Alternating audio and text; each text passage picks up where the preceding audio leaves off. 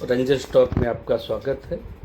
आज हम एक नए वीडियो लेके आपके सामने उपस्थित हुए हैं और आज जिस विषय पे हम चर्चा करेंगे उस विषय का नाम है पब्लिक प्रोविडेंट फंड। देखिए, पब्लिक प्रोविडेंट फंड 1968 में चालू हुआ था और एक जो है यह गवर्नमेंट ऑफ इंडिया के द्वारा चालू किया गया था और इसको चालू करने का जो पीछे पर्पस था ये था कि आपको इनकम टैक्स में बेनिफिट हो और एक रीजनेबल आपको रिटर्न मिले।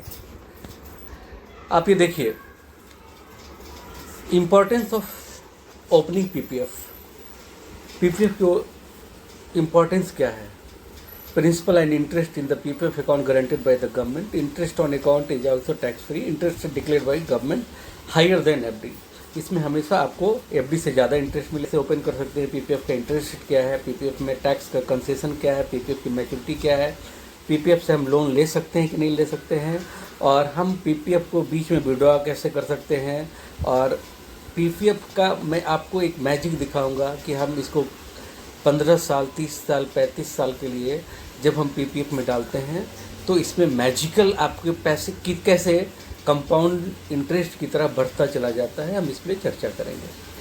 देखिए, पीपीएफ अकाउंट ओपन करने के लिए आपको इंडियन रेसिडेंट होना ज़रूरी है। पेरेंट्स पीपीएफ अकाउंट खोल सकते हैं अपने बच्चों के लिए।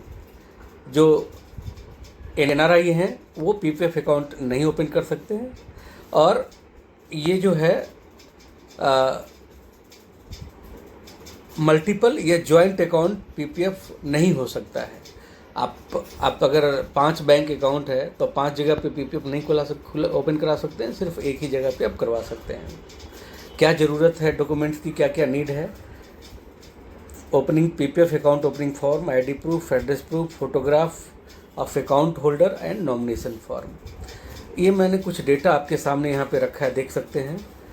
2000 में 12% इंटरेस्ट था, मार्च 2016 में 8.75, सितंबर में 7.6, मार्च में 2019 में 2019 में 8%, 2000 जून में 8% और 2020 में 7.9 और अभी अप्रैल 2020 से कंटिन्यूस आपका जो इंटरेस्ट है 7.1% है।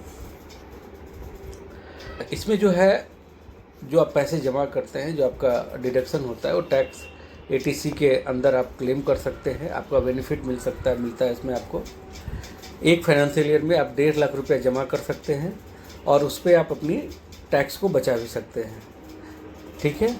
और ये एग्जेम्प्ट मतलब आप जो आपको पैसे वापस मिलेंगे वो भी टैक्स फ्री होगा। जो आप जमा करेंगे उसमें भी आपको इनकम टैक्स का बचत मिलेगा, ठीक है। और 3 ऑप्शंस इसमें अवेलेबल हैं।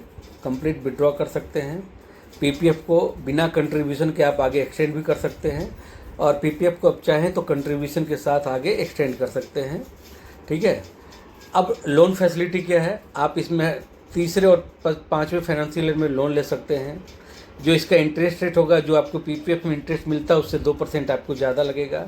लोन रिपेमेंट करने का आपको जो ड्यूरेशन मिलेगा 36 मिलेगा। मैक्सिमम 2 बार आप लोन ले सकते हैं, ठीक है। जो सेकेंड लोन होगा वो तभी आप ले सकते हैं जब आपको पहला लोन मिल जाए, रिपेमेंट कर चुके होंगे। ये सारे डॉक्यूमेंट, सारे जो मैंने डिटेल्स ये किए, आप चाहे तो इसको वीडियो पॉज करके आप देख सकते हैं। अब विड्रॉ कैसे कर सकते हैं, तो पीपीएफ का जो अमाउंट है विड्रॉ कर सकते हैं, छठे फाइनेंशियल ईयर में भी कर सकते हैं, ठीक है।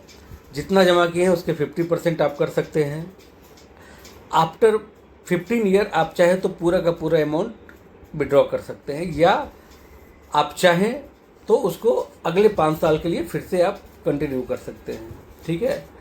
7th ईयर में भी आप चाहें तो आप विड्रॉ कर सकते हैं। तो ये सारी चीज़ें मैंने आपको यहाँ बताया है।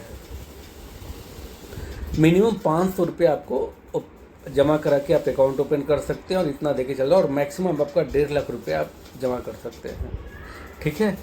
और इसके बाद मैं देखूं तो इसके बेनिफिट क्या है।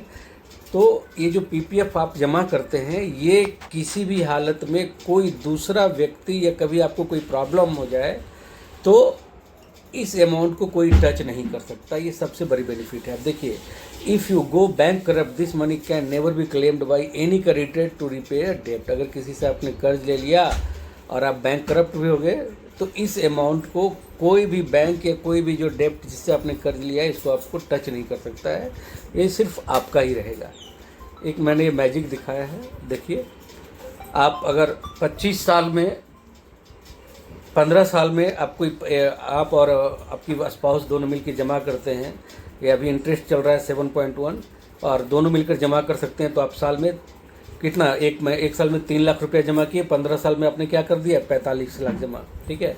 और आपको जो मैच्योर्ड अमाउंट मिलेगा कितना मिलेगा, 81,36,000। आप देख रहे हैं, आपने ईयर वाइज ईयर जमा किया, थोड़ा छोटा छोटा अमाउंट, लेकिन इसके आपको इंटरेस्ट कितना मिल रहा है, 80।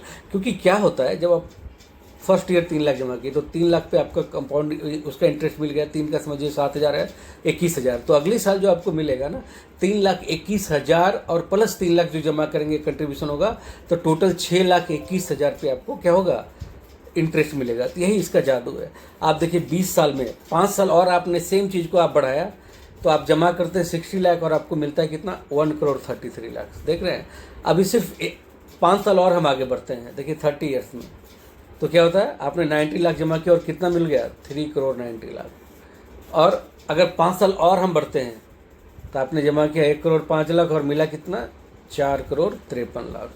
तो ये पीपीएफ का जादू है। ये मैंने आपको चार्ट से समझाने का, कैलकुलेशन से समझाने का कोशिश किया है, ठीक है।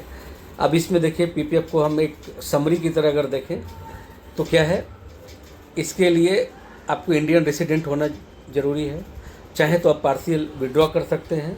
इसके अगेंस्ट में लोन आपको अवेलेबल है, आप 500 से लेके 1.5 लाख रुपया तक पर हर साल आप जमा कर सकते हैं। सबसे बड़ी चीज़ है, ये टैक्स एजेम्प्टेड है और ये 12 साल तक आप जमा कर सकते हैं, 15 साल का लॉक इन है और ये रिटर्न आपका गारंटेड है। आपने जमा कर दिया तो ये भारत सरकार इसकी गारंटी लेती है कि आपको ये इसका मैच्योरिटी जो अमाउंट बनता है आपको मिलेगा ही मिलेगा।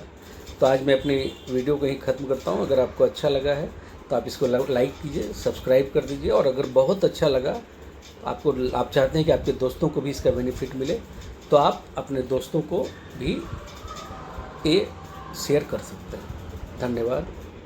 जय हिंद।